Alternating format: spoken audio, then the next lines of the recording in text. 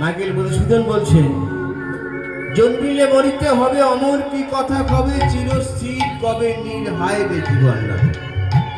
জন্ম যখন একবার হয়েছে, মৃত্যু একদিন আছে। আর ঠিক সেই মৃত্যু বাড়িতে আমরা আজকে গান করতে এসেছি। প্রয়াত সুজিত নস্করের বাৎসরিক সভায় আমাদেরকে আমন্ত্রণ করা হয়েছে কীর্তন করার জন্য। সে আমাদের মধ্যে ছিল, সে আজকে নেই। সে আমাদেরকে ছেড়ে অনেক দূরে চলে গেছে, অনেক দূর পর ঈশ্বরের চরণে সে স্থান করেছে। প্রার্থনা রাখি তার আত্মা যেন চির শান্তি লাভ করে। তো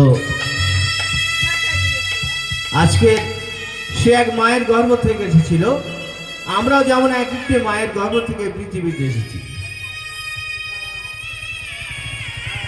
মায়ের গর্ভে যখন থাকি তখন সন্তানকে সন্ততিকে মা অনেক যত্ন করে মানুষ করে। আর সন্তান যখন পৃথিবীর মুখ দেখার জন্য, এই পৃথিবীর আলো দেখার জন্য মায়ের গর্ভে ছটপট করে, মা তখন বাবাকে জড়িয়ে ধরে কি বলে জানেন? এই দেখো ওই পেটের মধ্যে না বাচ্চা নড়ছে। আর বাবা মাকে আদর করে জড়িয়ে ধরে বলে, হ্যাঁ গো সত্যি যাই তো, যাক ছেলে হোক মেয়ে হোক তো হবে। কত আনন্দ! পৃথিবীর মুখ দেখবে আমার সন্তান, পৃথিবীর আলো দেখবে আমার সন্তান, আমি তার অমুক নাম দেবো, আমি তার তমুক নাম দেবো, অনেক কিছু আমরা ভাবনা চিন্তা করে থাকি। তাহলে মায়ের জঠরে ছেলে যখন নড়ছে চড়ছে, ছেলে যখন মায়ের গর্ভের মধ্যে হাত পা ছটকাচ্ছে, পৃথিবীর আলো দেখার জন্য মায়ের এবং বাবার বড় আনন্দ, সে আনন্দের সীমা নেই। তবে মা সেই ছেলে বড় হয়ে মা ঝিগিরি করে সন্তানকে বড় করে অফিসার করলো, বড় অফিসার হলো, মা বাবা ভাত পায় না। এমন একটি পরিস্থিতি হলো, ছেলে গিয়ে মার ভাতের থালায় লাথি মারলো ভাত দেবে না বলে। বলুন তো সেদিন সেই আনন্দ ছিল কি? যে আনন্দ গর্ভের মধ্যে বাচ্চা নড়ে উঠেছিল, তাই কত আনন্দ। বাবাকে জড়িয়ে ধরে বলল, জানো গো বাচ্চা নড়ছে, হওয়ার সময় হয়ে গেছে। আর সেই ছেলে যখন বড় হয়ে মার ভাতের থালা লাথি মারে, সে দুঃখের সীমা থাকে না। নয়নের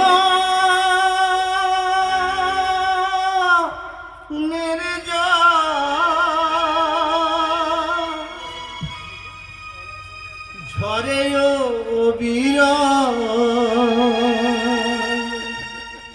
নয়নের জল ঝরে বিরল, নয়নের জল ঝরে বিরল, নয়নের জল ঝরে বিরল, মানে না পারো, মানে না পারো। আরে নয়নের জল ঝরে বিরল, মানে না পারো, মানে না পারো।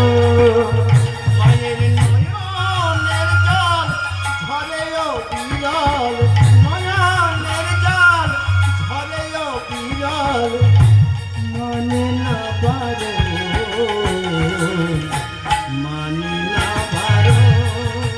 দেখো নয়নের জল ঝরে বিরল, নয়নের জল ঝরে বিরল, মানে না পারো, মানে না পারো। নয়নের জল যখন অঝর নয়নে জ্বলছে, ছেলে ভাতের থালা লাথি করেছে, তার চোখে জল, চোখের জলে বক্ষ ভেঙে যাচ্ছে। বাবাকে নিয়ে জড়িয়ে ধরে বলছে, বলতে পারছি না কথাটা, যে ছেলে আমার ভাতের থালায় লাথি। কিন্তু আমাদেরকে বুঝতে হবে, আমাদের জানতে হবে, আমরা অনেক অনেক অনেক সময় অনেক টাকা খরচ করে তীর্থস্থানে যাই, কি করার জন্য? পূর্ণ করার জন্য। অনেক পয়সা করে খরচ করে অনেক জায়গাতে ঘুরে, বাস ভাড়া, ট্রেন ভাড়া, এই ভাড়া সে ভাড়া করে অনেক পয়সা খরচ করি, কিনা তীর্থ করলে পূর্ণ হবে। কিন্তু আমার পদকার বলছে, ফাদার অবনী বলছে,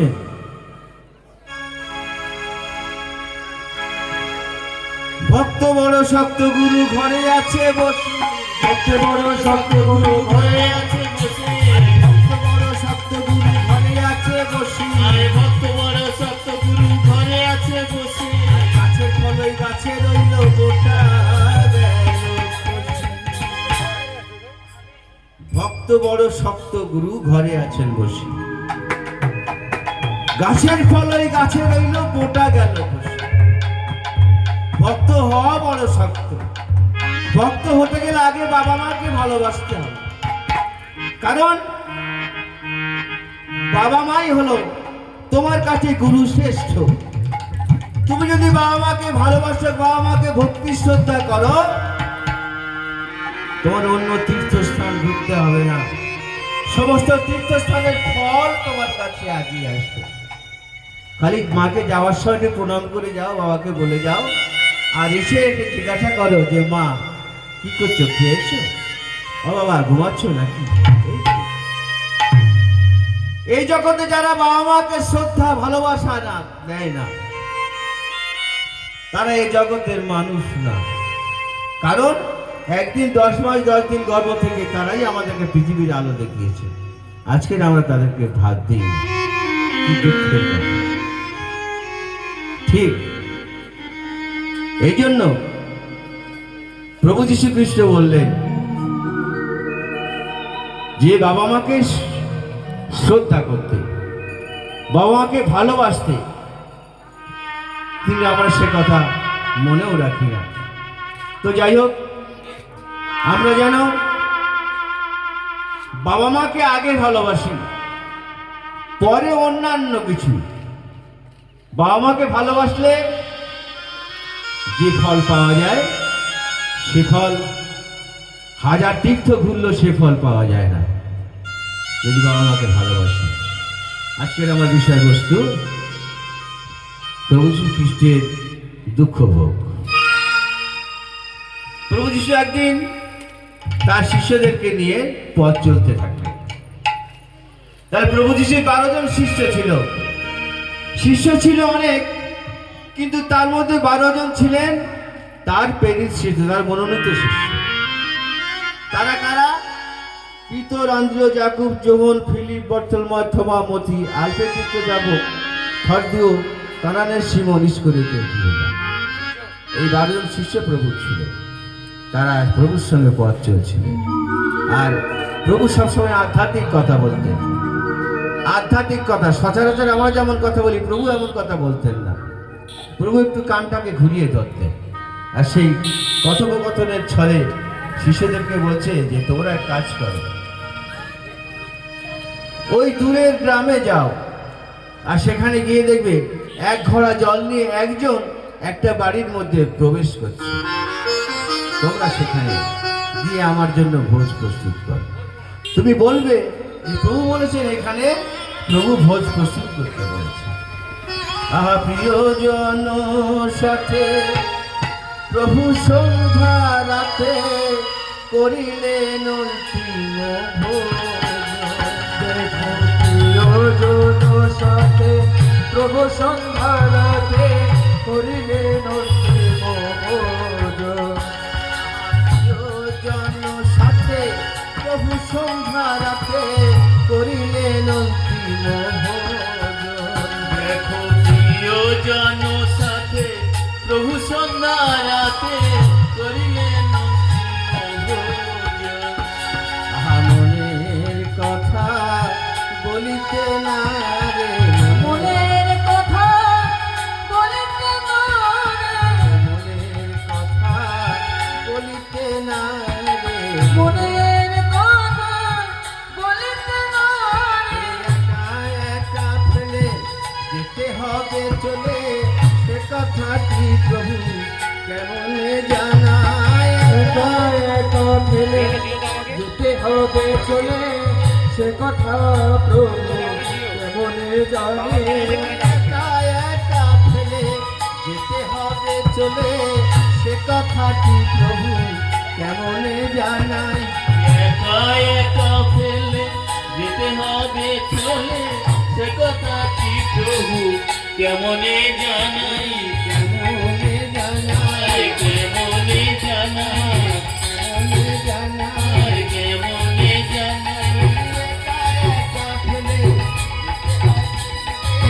সে কথাটি প্রভু কেমনে জানাই। আরে একা একা ফেলে যেতে হবে চলে, সে কথাই প্রভু কেমনে জানে। কেমনে জানা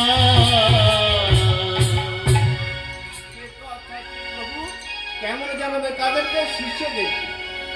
তিনি ভাবছেন এতদিন আমি তোমাদের সঙ্গে ছিলাম, আমি তোমাদের সঙ্গে উঠেছি, বসেছি, খেয়েছি, কত কথা কথোপকথন করেছি, কিন্তু প্রভু যিশুর মন তো জানে, তিনি তো অন্তর জানে। তিনি যে চলে যাবেন, তিনি কি করে শিষ্যদেরকে বলবেন যে আমি তোমাদের মাঝখানে আর কিছুকালের মতো আছি, এরপরে আর থাকবো না, এই কথাটি জানাতে পারছে। তো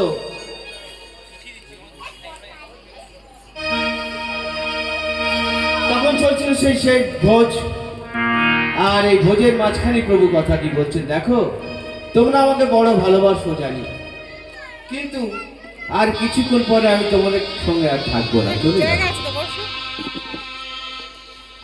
তো জানো, তোমাদের মধ্যে এমন একজন আছে যে আমাকে শত্রু হস্তে সমর্পণ করবে।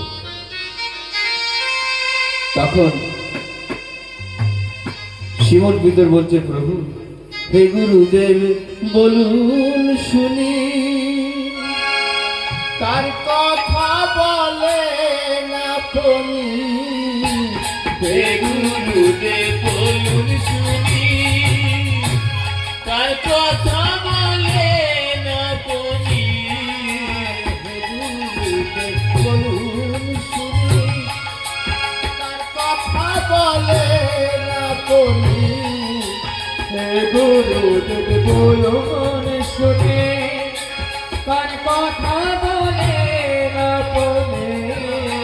শত্রু হস্তে আপনারে কে করিবে সমর্পণ, আর শত্রু হস্তে আপনারে কে করিবে সমর্পণ, আর ওই শত্রু হস্তে আপনারে কে করিবে সমর্পণ, আর শত্রু হস্তে আপনারে কে করিবে সমর্পণ।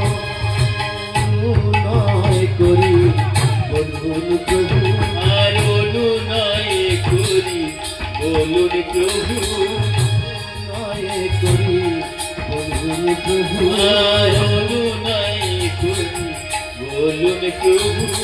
আপনারে কে হারাইয়ে দেবে, অনুনয় করি বলুন প্রভু, আপনারে কে ধরাইয়ে দেবে, অনুনয় করি বলুন প্রভু।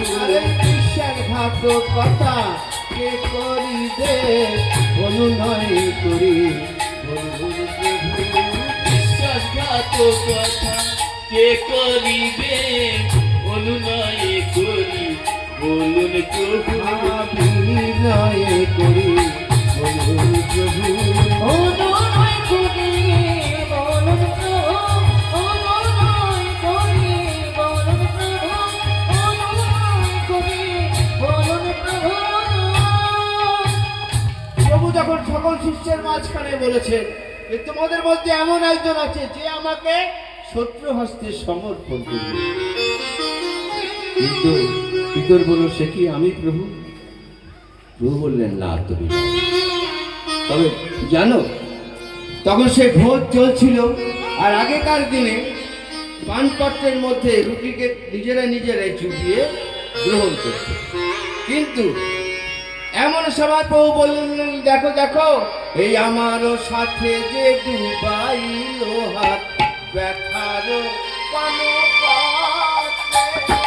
আমারও সাথে যে ডুবাইল হাত, ব্যথার পাগাতে।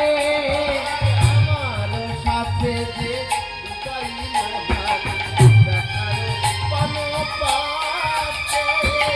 আমারও সাথে যে ডুবাইল হাত, ব্যথার পাগাতে।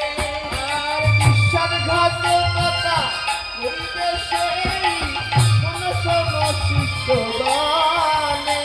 আরে বিশ্বাসঘাতকতা করিবে সেই, শোনো শোনো শিষ্যগণে। বিশ্বাসঘাতকতা করিবে সেই, শোনো শোনো শিষ্যগণে। আর বিশ্বাসঘাতকতা করিবে সেই শোনো শোনো শিষ্যগণ। আমার সাথে যে ডুবাইল হাত, আমারও সাথে যে ডুবাইল হাত, ব্যথারও পানো পাতে। আমারও সাথে যে ডুবাইল হাত, ব্যথারও পানো পাতে। সব শিষ্যরা তখন সব একই সঙ্গে এক পান পাত্রে ডুবিয়ে ডুবিয়ে ভোজ গ্রহণ করছিল। আর প্রভু ঠিক যখনই জুদাস সেই পান পাত্রের ভেতরে রুটিটা চুবিয়েছে, আর সমস্ত শিষ্যদের ডেকে তিনি বলেন, দেখো দেখো আমার সঙ্গে যে পান পাত্রের মধ্যে রুটিয়ে চুবিয়ে গ্রহণ করছে, এই সেই যে আমাকে শত্রু হস্তে সমর্পণ করবে। আর লজ্জায় ঘৃণায় কি হলো, উঠে তখন জুদার আতর বাহির হয়ে গেল। উঠে তখন জুদার আতর বাহির হয়ে গেল। তখন জুদার আতর বাহির হয়ে গেল। উঠে তখন জুদার আতর বাহির হয়ে গেল। যা করিয়াছিল তাহার তাই করিয়াছিল। যা করিবার ছিল তাহার তাই করিয়াছিল। যা করিবার ছিল তাই করিয়াছিল। যা করিবার ছিল মানে আগে জুদাস ফরুসি সদ্দুকি যাজকবরের কাছে প্রভুকে বিক্রি করবে বলে কথাবার্তা হয়েছিল। এইবারে এই ভোজের সময় প্রভু যখন তাকে ইঙ্গিত করে ইশারা করে দেখিয়ে দিলেন, এই সেই জন যেজন আমাকে শত্রু হস্তে সমর্পণ করবে, তখনই জুদাস লজ্জা এবং ঘৃণা সেখান থেকে উঠে কোথায় গেল, সেই ফরুসিদের কাছে, যেখানে প্রভুকে সেই বিক্রি করেছে। তাই বলছে, উঠে তখন জুদার আতর বাহির হয়ে গেল। উঠে তখন জুদার আতর বাহির হয়ে গেল। উঠে তখন জুদার আতর বাহির হয়ে গেল। আরে উঠে তখন জুদার আতর বাহির হয়ে গেল। আশা পরিবার ছিল তাহার তাই করে আসিল। যা করিবার ছিল তাহার তাই করে আসিল। কথা দিয়ে আসিল। কথা দিয়ে আসিল। কথা দিয়ে আসিল। কথা দিয়ে আসিল। যিশুকে ধরাইয়ে দেবে কথা দিয়ে আসিল। যিশুকে ধরায় দেবে কথা দিয়ে আসিল। যিশুকে ধরাইয়ে দেবে কথা দিয়ে আসিল। যিশুকে ধরায় দেবে কথা দিয়ে আসিল। কথা দিয়ে আসিল। কথা দিয়ে আসিল। কথা দিয়ে আসিল। কথা দিয়ে আসিল। যিশুকে ধরায় দেবে কথা দিয়ে আসিল। যিশুকে ধরায় দেবে কথা দিয়ে আসিল। যিশুকে ধরায় দেবে কথা দিয়ে আসিল। যিশুকে ধরায় দেবে কথা দিয়ে আসিল। যিশুকে ধরায় দেবে কথা দিয়ে আসিল। তাহলে ফরসি সদ্দুকি যাজকবরের কাছে জুদাস কি করলো, কথা দিয়ে আসলো। কি কথা? জুদাস আগে ওদের কাছে অনেক বেশি পরিমাণ টাকা চেয়েছিল, কিন্তু তারা রাজি হয়নি। তারা বলেছিল, যিশুকে যদি আমাদের হাতে তুলে দাও, যদি ধরিয়ে দাও, তাহলে আমরা তোমাকে 30 টাকা দেব, 30টা রৌপ্য মুদ্রা দেবো, তাতে করে যিশুকে আমাদের হাতে তুমি তুলে দাও। এবারে গিয়ে সেই কথা দিয়ে আসলো কোথায়, ফরুসিদের সেই গোল টেবিলে। ফরুসি যাজকবর যারা ছিল তাদের কাছে কথা দিল। কি কথা দিল, যে হ্যাঁ ঠিক আছে, আমি 30 টাকার বিনিময়ে আমি আমার প্রভুকে তোমাদের হাতে তুলে দেব। কিন্তু কি করে দেবে, প্রভু এবং শিষ্যরা একই রকম দেখতে, সবাই একই রকম সব সাজ পোশাক করে, রাজার লোকেরা চিনবে কি করে? তাই সে বলল, আমি ইশারা করে দেবো, আমি যাকে গিয়ে চুপড় করবো, যাকে বন্ধুর বেশে মুখের মধ্যে ধরে সোহাগ করে যার গালে চুম্বন করব, সেই হলো প্রভু যীশু খ্রিস্ট। আর এদিকে প্রভু আর কি করছেন, দয়াল যিশু। দেখুন প্রভুর কি অবস্থা, প্রভু কত নিচে নামতে পারে, আমরা পারি না, কিন্তু প্রভু পারেন। দেখুন কি হচ্ছে, একটি পাত্রেতে প্রভু জল ঢেলে নিলেন। প্রভু সবসময় একটা বস্ত্র পরে থাকতেন, যে বস্ত্রটি একটি বিধবা তাকে তাঁতে বুনে দিয়েছিল, সেই বস্ত্রে কোনো সেলাই ছিল না। সেই বস্ত্রটি একটি জায়গাতে খুলে রেখে দিলেন, আর একটি পাত্রেতে জল ঢেলে নিলে এই শিষ্যগণের পা ধোয়ালে, পাত্রেতে জল ঢেলে নিলে শিষ্যগণের পা ধোয়ালে,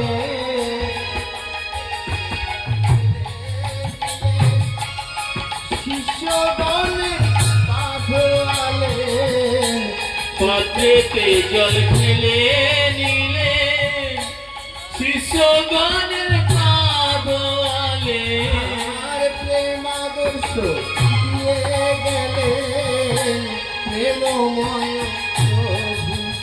আর প্রেমাদর্শ দিয়ে গেলে প্রেমময় প্রভু।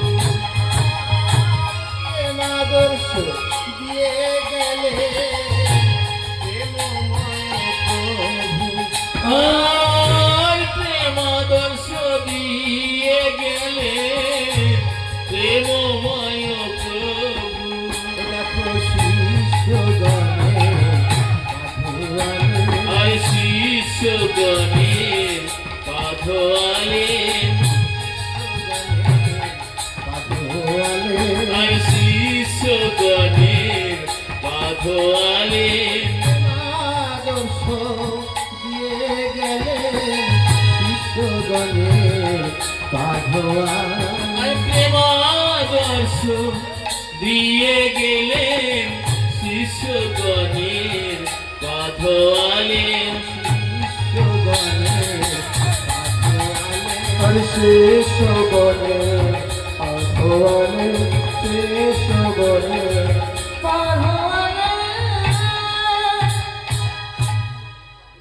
প্রভু যিশু কেমন করে পা ধোয়াচ্ছেন? সবাইকে লাইন দিয়ে দাঁড়িয়েছিল যিশুর কাছে পা ধোয়ার জন্য? না। তাহলে কেমন করে পা ধোয়াচ্ছেন? এখানে দুজন, সেখানে দুজন, সেখানে চারজন, এইভাবে দাঁড়িয়ে তাদের মধ্যে কথোপকথন আলাপ আলোচনা হচ্ছিল। আর ঠিক সেই ফাঁকে প্রভু আমার কি করলেন? একটি পাত্রেতে জল ঢেলে দিলেন আর শিষ্যদের পা ধোয়াতে আরম্ভ করলেন। পা ধোয়াতে ধোয়াতে ধোয়াতে ধোয়াতে সবার যখন পা ধোয়া হয়ে গেল, বাকি থাকলো একজন। কোনজন? যার নাম সিমন পিতর। সিমন কথার অর্থ নল, পিতর কথার অর্থ পাথর। তাহলে সিমন যেমন নরম আর তেমনি শক্ত। পালা পড়েছে সিমন পিতরে। সবার কিন্তু পা ধোয়া হয়ে গেছে এই পাত্রের জলে। প্রভু এবার সিমনের কাছে গেছে। সিমনের কাছে বলে, সিমন দাঁড়াও, আমি তোমার দুটো পা ধোয়াবো। বলছে, কেন প্রভু? পা ধোয়াবেন কেন? বলে, আমি সবার পা ধুয়ে এসেছি। আমি যখন সবার পা ধোয়াই তখন আমাকে কেউ কোনো প্রশ্ন করেনি। দেখো না, সবার পা যেমন করে ধুয়েছি না সিমন, আমি তোমার পা আরো যত্ন করে ধুয়ে দেব এবং মুছিয়েও দেব। সিমন বলছে, না প্রভু, আপনি আমার পায়ে হাত দেবেন না, কারণ আমার পা হবে। যিশু বলছে, সিমন আমার কথা শোনো, আমি কি বলি। সিমন বলছে, প্রভু এ কিছুতেই হতে পারে না, এ কোন শাস্ত্রের নিয়ম? আমাকে দেখান কোন শাস্ত্রে লেখা আছে গুরু হয়ে শিষ্যের পা ধোয়ায়, প্রভু হয়ে দাসের পা ধোয়ায়, এমন কোন নথি আছে কি?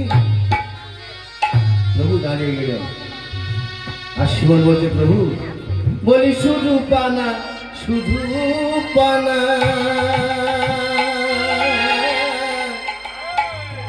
শুধু পানা, শুধু পানা, আর শুধু পানা, শুধু পানা,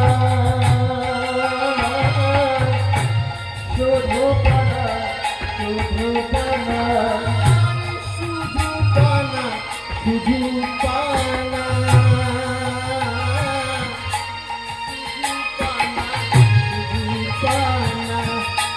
শুধু পানা, শুধু পানা,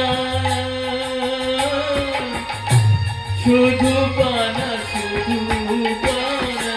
আমার ধুয়ায়ে দাও হাত দুখানা, ধুয়ায়ে দাও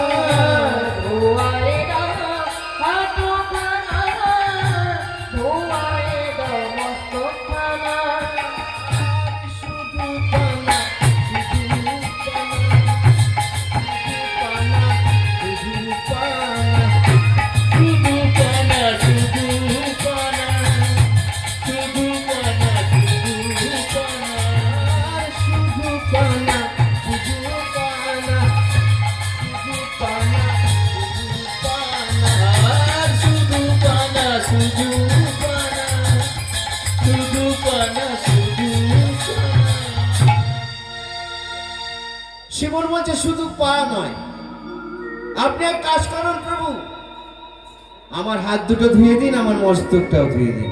প্রভু বলছে না না, আমার বড় ইচ্ছা আমি তোমার চরণ দুটো ধরি।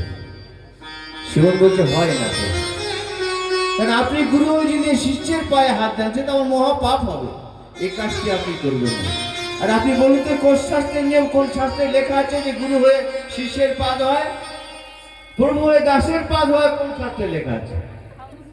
প্রভু বলছে শিমন দেখো, আমি জগতে এসেছি, বলি এসেছি আমি জগতে,